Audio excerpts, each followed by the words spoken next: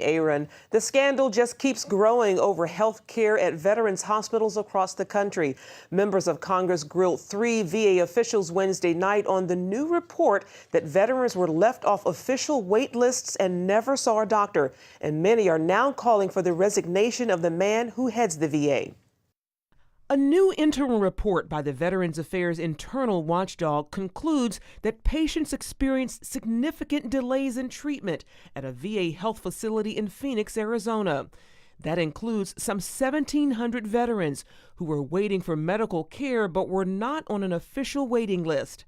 The blistering report says veterans waited on average 115 days for their first medical appointment. That's 91 days longer than the hospital had reported. Fireworks erupted on Capitol Hill last night as 3 senior VA officials stood before a congressional hearing on the controversy.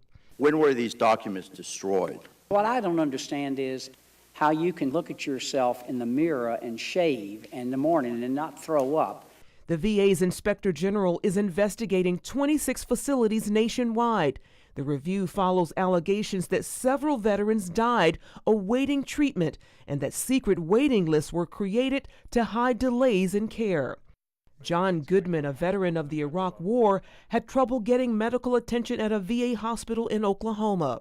I had a broken hand and had to get x-rays on it, and it took over a week to get in, and by the time I got x-rays, the bone had already started healing. He says long wait times were just one of the complaints common among veterans seeking care. It takes a month or even longer to even get an appointment. And then when you get there, your appointment is pushed back 2 hours, or you have to go to Muskogee, or your appointment gets canceled without notification. Some vets never got the help they so desperately needed. They are at fault why my dad is dead. Florida's governor plans to sue the Veterans Administration for the right to inspect VA hospitals in the state. And there is now growing pressure that President Obama respond. Many want him to fire the man in charge of the VA, Secretary Eric Shinseki. Both Democrats and Republicans have called for him to resign, with some demanding a criminal investigation. I believe that this issue has reached a level that requires the Justice Department involvement.